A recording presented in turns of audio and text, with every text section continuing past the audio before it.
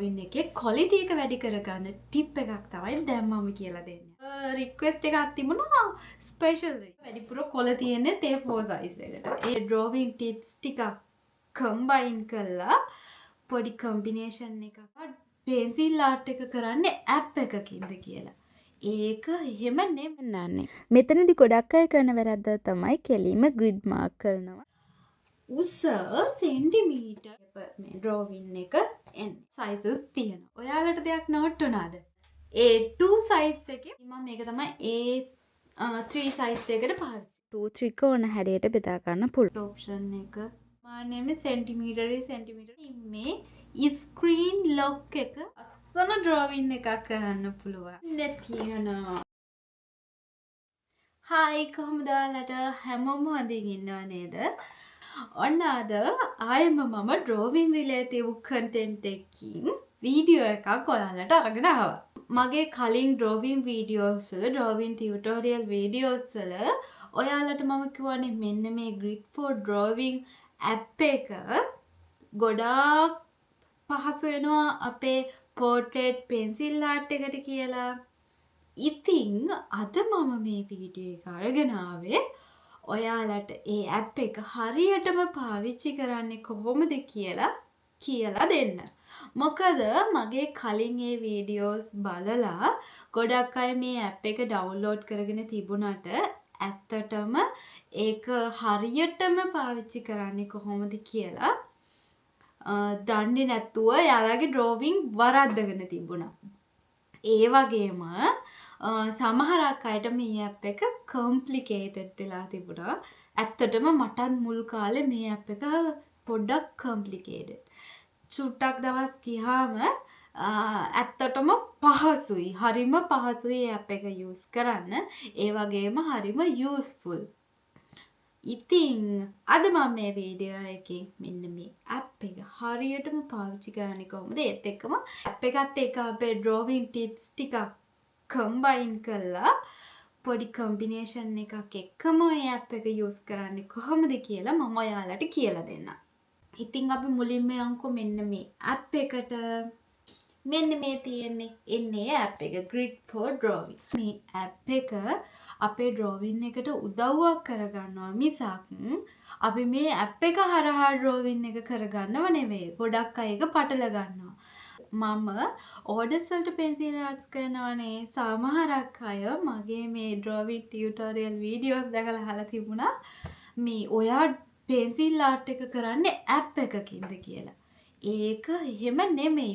app එක මගේ drawing එකට උදව්වක් කරගන්නවා මිසක් app එකක් හරහා drawing එකක් කරනවා නෙමෙයි. ඒක වැරදි වටහා ගැනීමක්. ඇත්තටම මේ ඇප් එක අපි පාවිච්චි කරන්නේ පරිමාණ හරියටම බලාගන්න. ඒ වගේම ෆොටෝ එකක් අපි ක්‍රොප් කරගන්න තමයි මේ ඇප් එක පාවිච්චි කරන්නේ.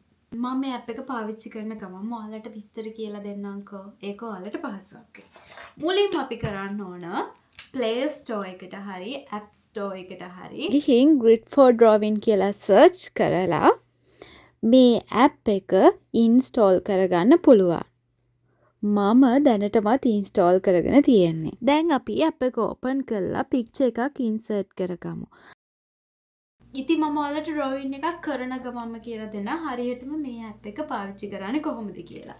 මේ ෆොටෝ එක තමයි මම තෝරගත්තේ. මේක ඇත්තටම මම screen capture කරගත්ත එකක් drama එකකින්. මම දැන් මේ image එක ඇප් එකට insert කරගන්න යන්නේ.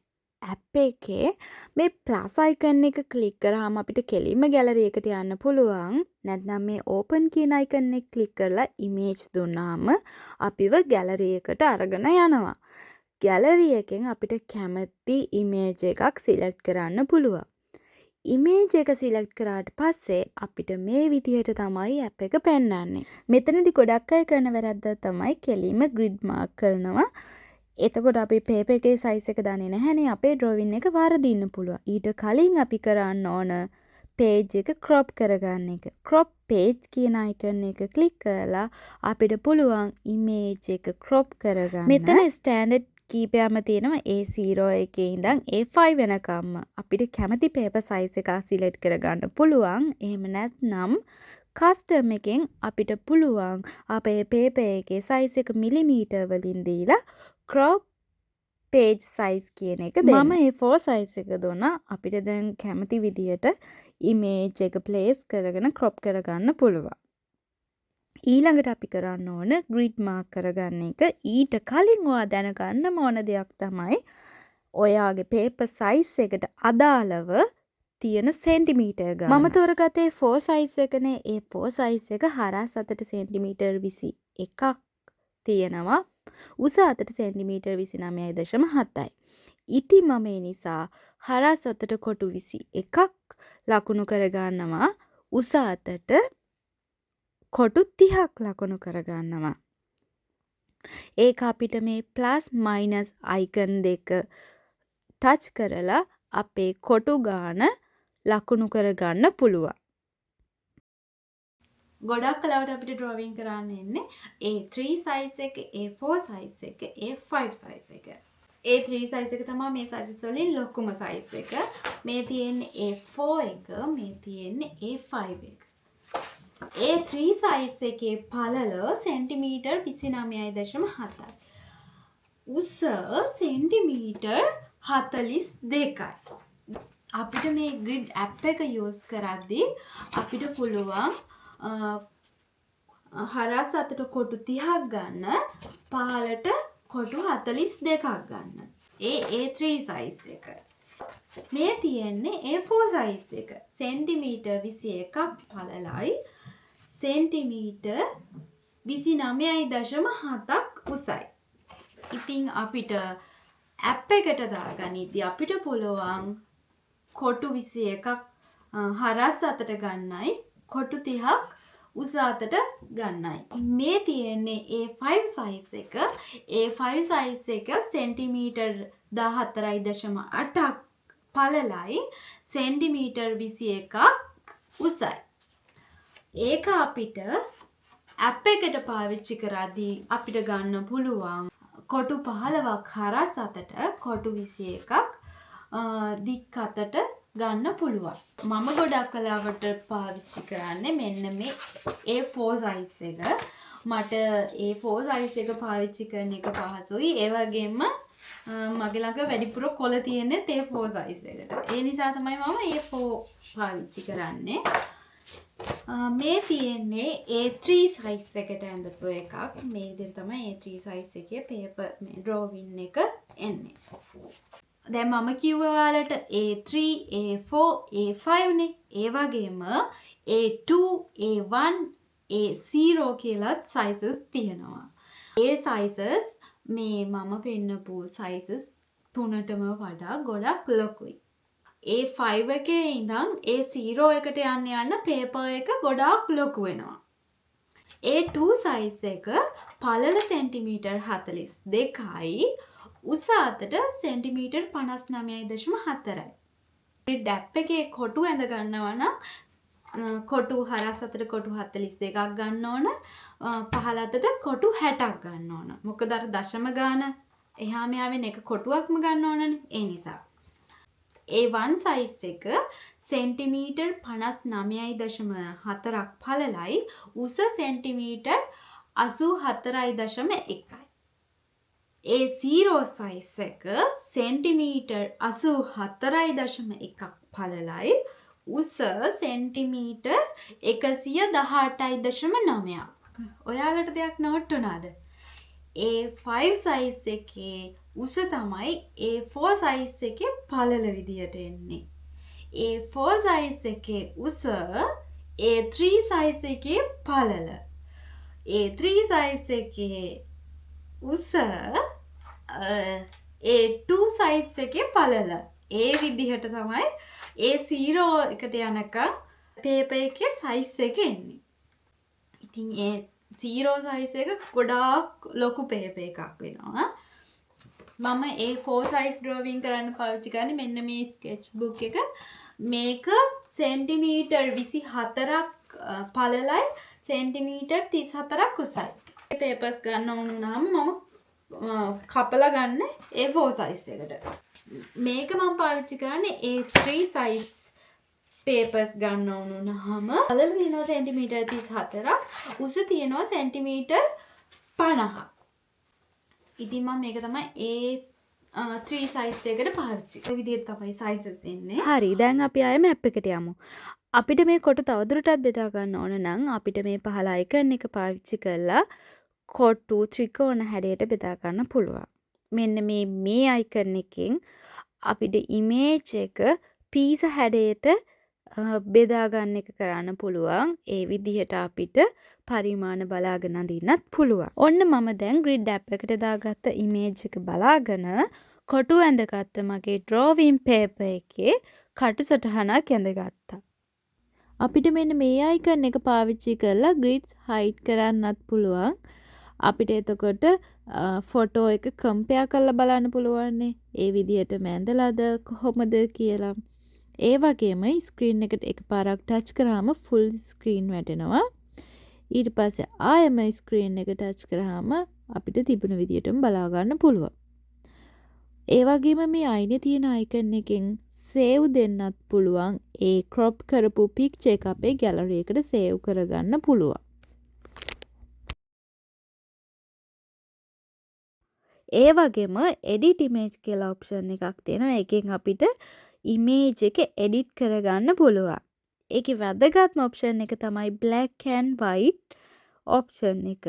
අපිට පුළුවන් අපේ ඉමේජ් එක black and white වලට මාරු කරගන්න. ඒකෙන් අපිට අයිඩියා එකක් ගන්න පුළුවන් අපි කරන drawing එක ගැන. black and white option එක මේ app එකට අපි ෆොටෝ එක දාගත්තට පස්සේ අපිට මේක zoom කරන්න පුළුවන්. ගොඩාක් අපිට මේක zoom කරන්න පුළුවන්. හැබැයි අපි ගැලරි එකේ ෆොටෝ එකක් තියෙද්දී අපිට මේක zoom කරන්න පුළුවන් සීමාවක් තියෙනවා. ඔච්චරයි පුළුවන්. ඒකයි අර app එක ගොඩක් පහසු. අපිට පොඩි details බලා ගන්න අපිට ෆොටෝ එක zoom කරන්න පුළුවන්. ස්ක්‍රීන් එක lock කරන්න පුළුවන්. අපි දැන් portrait එකක් කරද්දී මේ ඒ කෙනාගේ පරිමාණ ෆොටෝ එකේ පරිමාණ ඒ විදිහටම කොලේට ගන්න පුළුවන් වෙන්න තමයි මේ app එකේ මේ grid පාවිච්චි කරන්නේ. අපි මේ කරන drawing එකේ quality එක වැඩි කරගන්න tip එකක් තමයි දැන් මම කියලා දෙන්න යන්නේ. හොඳට මතක තියාගන්න. අපි මේ app එකට ෆොටෝ එක දාගත්තනේ. ඊපස් මේ grid අපි zoom කරගන්න ඕන සෙන්ටිමීටරේ කොටුවක් වෙන විදියට. මොකද මේ තියෙන සෙන්ටිමීටරේ කොටුනේ. ඉතින් අපි මේ පොතේ ඇඳලා තියෙන සෙන්ටිමීටරේ කොටුනේ. ඒ නිසා අපි මේ ෆොටෝ එකට මේ අපි ඇප් එකට දාලා තියෙන ෆොටෝ එක අපි zoom කරගන්න ඕන මෙන්න මේ සෙන්ටිමීටරේ කොටුවක් ගන්නට එනකම්. මේ බලන්නකෝ. සාමාන්‍යයෙන් සෙන්ටිමීටරේ කොටුවක් වගේ. ඊට පස්සේ මෙතනින් මේ ස්ක්‍රීන් ලොක් එක දාගන්න. ස්ක්‍රීන් ලොක් එක දාගත්තාම ආය අපිට zoom කරන්න බෑ. හැබැයි ෆොටෝ එක එහාට මෙහාට move කරන්න පුළුවන්. ඒක පාවිච්චි කරලා අපි මේ සම්පූර්ණ drawing එක කරද්දී move කර ඒ තියෙන කොටු වලට drawing එක කරගන්න ඕන. දැන් මේකේ මේ දෙකේ කොටුව මෙතන. 3 කොටුව, 4 කොටුව. ඒ විදිහට අපේ පේපර් එකේ අපි කොටුව ඇඳලා තියෙනවානේ. ඒ කොටු වලට අදාළව අපිට අඳින්න පුළුවන්. ඒක අපිට පහසුවක්. මම මේ ලොක් එක දාගන්න කියන්නේ එක හේතුවක් තමයි ඔයාලා හොඳට මේ ඇප් එකට ෆොටෝ එක දාලා බලන්න. මේ විදිහට දාලා තියෙද්දි සමහරක් වෙලාවට අපිට වෙනවා හිතමුකෝ මේ අටේ පස්වෙනි කොටුව කියලා. ඒ කොටුවේ භාගයකින් විතර මෙහෙම ලයින් එක ගිහින් තියෙන කියලා. හැබැයි අපි zoom කරලා බැලුවාම පේනවා මෙතන මේ භාගයක්ම ලයින් එක මේ කොටුව කැපිලා ගිහිල්ලා නැහැ කියලා. ඒ වගේ සමහරක් තැන් අපි මේ zoom කරලා බලද්දි වෙන අර පේන විදිහයි පොඩ්ඩක් කොටුව පොඩිවට තියෙන විදිහයි කොටුව ලොකුවට තියෙද්දි එන ලයින්ස් වල වෙනසක් වෙන්න පුළුවන් අපිට අර ඇහැට එකපාරම පේන විදිය. ඒ නිසා අර ලොක් එක zoom කරන එක ලොක් කරලා තිබුණාම අපිට ඒ drawing එක කරන්න ලේසි. ඔය ටික තමයි මට කියන්න ඕනේ. මම මේ කියලා දුන්න ටිප්ස් ටිකයි මේ ඇප් එකේ තියෙන ඔප්ෂන් ටිකයි පාවිච්චි කළා ඔයාලට ලස්සන ඩ්‍රෝවින් එකක් කරන්න පුළුවන්. ඉතින් ඔන්න මම මගේ ඩ්‍රෝවින් එක කළා ඉවරයි.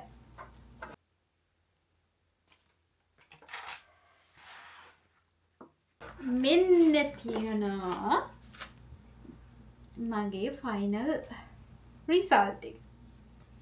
මම කරපු ඩ්‍රෝවින් එකේ ෆයිනල් රිසල්ට් එක. මම නෙත්මි රොෂෙල්ව අඳින්න තෝරගත්තේ ටික්ටොක් එකේ තිබ්බ රික්වෙස්ට් එකට.